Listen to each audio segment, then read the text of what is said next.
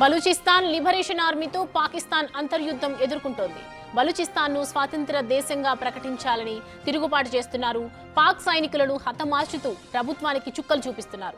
ఈ క్రమంలో నెమ్మదిగా బలూచిస్తాన్పై పాక్ నియంత్రణ కోల్పోతోంది. అటు తమ ప్రాంతం వీడి వెళ్లాలని పాక్ చైనా సైన్యానికి బలూచిస్తాన్ లిబరేషన్ ఆర్మీ హెచ్చరికలు జారీ చేసింది.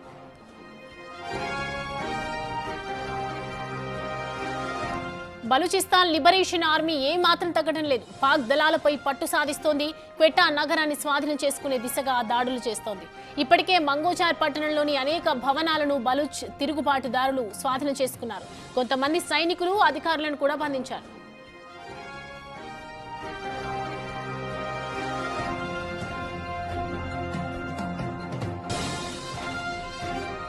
పాకిస్తాన్ పశ్చిమ సరిహద్దుల్లో పెరుగుతున్న సంక్షోభం ఇస్లామాబాద్ అంతర్గత భద్రతకు సవాలుగా మారింది. భారత్ పాకిస్తాన్ ఉద్రిక్తతల మధ్య ఎదురవుతున్న క్రమంలో ప్రాంతీయ స్థిరత్వంపై కొత్త ఆందోళనలు లేవనెత్తుతున్నాయి.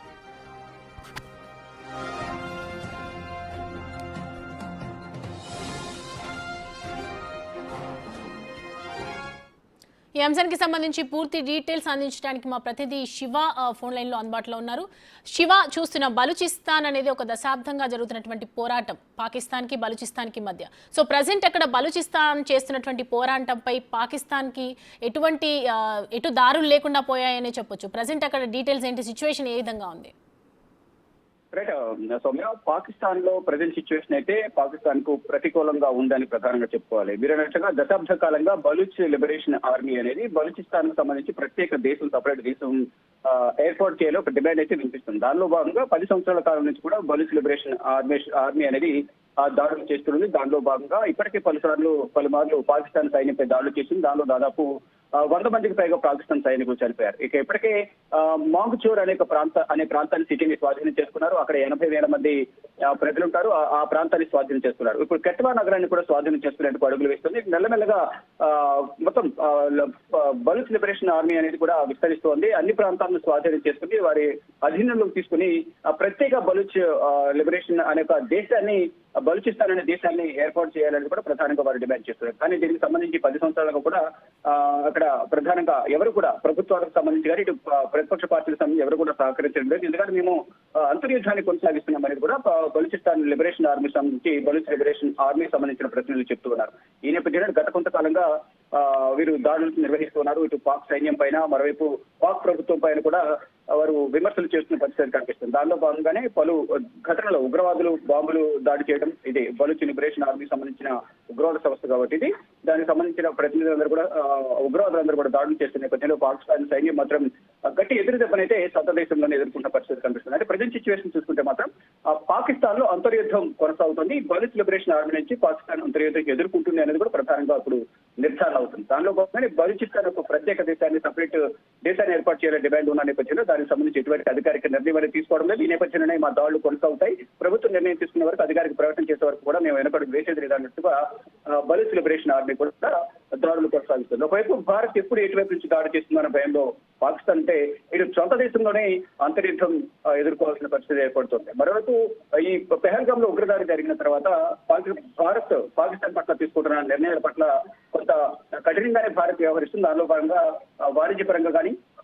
వాణిజ్యపరంగా ఉన్న ఒప్పందాలు, మరోవైపు సింధు నది ఒప్పందం విరమించుకోవడం, మరోవైపు ఇటు ఆర్థికంగా కూడా అనేక ఇబ్బందులను పాకిస్తాన్ ఎదుర్కొంటున్న పరిస్థితి కనిపిస్తుంది. మరోవైపు భారత యుద్ధానికి ప్రతిపక్ష పార్టీలు, పాకిస్తాన్ లోని ప్రతిపక్ష పార్టీలు సహకరించడం లేదని కూడా కొంత ప్రచారం జరుగుతుంది. ఇక మరోవైపు పాకిస్తాన్ తో యుద్ధం అంటేనే భయపడుతున్నారు పాకిస్తాన్ సంబంధించిన సైనికులు, ఆర్మీ మేజర్లు. ఈ నేపథ్యంలో వారందరూ కూడా రాజీనామా చేసి ఇంటిబాటు పెట్టారు. కొంతమంది పాకిస్తాన్ విడిచి వేరే దేశానికి పారిపోయిన పరిస్థితి కనిపిస్తుంది. మరోవైపు ఎవరైతే రిటైర్డ్ ఉద్యోగులు ఉన్నారో ఆర్మీ ఉద్యోగులు వారందరూ కూడా తిరిగి విధులు చేరాలంటూ కూడా ఆదేశాలు ఇచ్చిన నేపథ్యంలో కొంతమంది వస్తున్నారు, కొంతమంది భయపడి రావడం లేదు. వచ్చిన వాళ్ళు కొంతమంది ఫిట్ గా ఉన్నారు, కొంతమంది ఫిట్ గా లేని నేపథ్యంలో వారందరూ కూడా వెనక్కి పంపిస్తున్నారు. కొత్తగా కొంతమంది యువకులను యువ సైన్యాన్ని రంగంలో దించాలని ప్రయత్నాలు చేస్తున్నారు. దానిలో భాగంగా వారికి ట్రైనింగ్ క్యాంప్ కూడా ఏర్పాటు చేశారు. బలవంతంగా వారి చేత షూటింగ్ నిర్వహిస్తున్న పరిస్థితి కనిపిస్తుంది. కొంతమంది దానికి సంబంధించిన విజువల్స్ కూడా సోషల్ మీడియాలో వైరల్ అవుతున్న పరిస్థితి కనిపిస్తుంది. మొత్తం చూసుకుంటే పాకిస్తాన్ మాత్రం కష్టాల పాలైనట్టుగానే ప్రధానంగా తెలుస్తుంది. ఏదైతే పెహల్గామ్ లో ఉగ్రదాడి తర్వాత పాకిస్తాన్ ఒంటరైందని కూడా ప్రధానంగా అర్థమవుతుంది. దానిలో భాగంగానే మిత్ర దేశమైన ఆఫ్ఘనిస్తాన్ కూడా పాకిస్తాన్ కు దూరం అవుతుంది. ఇటు భారత్ సంబంధించిన అధికారులతో సంప్రదింపులు చేసి పాకిస్తాన్ తో స్నేహం కోరుకున్న పరిస్థితి కనిపిస్తుంది. ఉగ్రదాడి జరిగిన తర్వాత ప్రపంచ దేశాలను కూడా పాకిస్తాన్ తేడు, పాకిస్తాన్ ఉగ్రవాద సంస్థలను ప్రోత్సహిస్తుంది, ఉగ్రవాదాన్ని ప్రోత్సహిస్తుంది. ఈ నేపథ్యంలోనే దీన్ని మేము తీవ్రంగా ఖండిస్తున్నామంటూ చెప్తా ఉంది.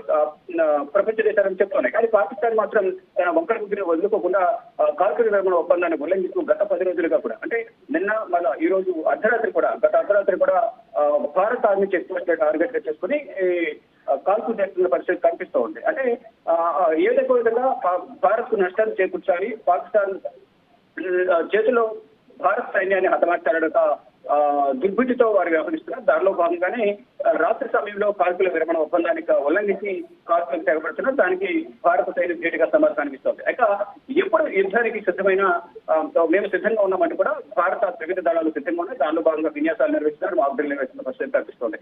ఇక 12 రోజుల పాటు, అంటే ఇవాటికి పెహల్గామ్ లో ఉగ్రవాదుల కాల్పులు జరిగి 13వ రోజు చేరుకుంది. ఇక నిన్నటి వరకు పెహల్గామ్ లో నుండి దర్యాప్తునంతా కూడా కొనసాగించారు. ఎన్ఐఏ డీజీ సదానంద్ వసంత దాటే మొత్తం దర్యాప్తు మొత్తం కూడా ఒక నివేదిక రూపంలో తయారు చేసి ఇటు నిన్న ప్రధాని నరేంద్ర మోడీకి సమర్పించారు. తర్వాత ఈ రోజు కేంద్ర హోంశాఖను కూడా కలిసే అవకాశం ఉన్నట్టు కూడా సమాచారం అయితే అందుతోంది. అయితే ఇటు ఎన్ఐఏతో పాటు ఫోరెన్సిక్ నిపుణులు, ఇతర నిఘా విభాగాలు కూడా దీన్ని దర్యాప్తు చేశారు. కీలక ఆధారాలు సేకరించినట్టు తెలుస్తుంది. త్వరలోనే దీనికి సంబంధించి ఎవరు దీంట్లో నిందితులు ఉన్నారు, ఎవరు వీరికి సహకరించారనేది కూడా అధికారికంగా ప్రవేశం చేసే అవకాశం అయితే కనిపిస్తుంది. కానీ యుద్ధానికి సంబంధించి మాత్రం కొంత ఊహాగానాలు అయితే వ్యక్తమవుతున్నాయి. కానీ యుద్ధం ఎప్పుడు వస్తుంది, యుద్ధం ఎప్పుడు ప్రవేశిస్తారనే దాంట్లో మాత్రం ఇంకా ఉత్కంఠ కొనసాగుతున్న పరిస్థితి కనిపిస్తూ ఉంది. Right Shiva, thanks for the updates.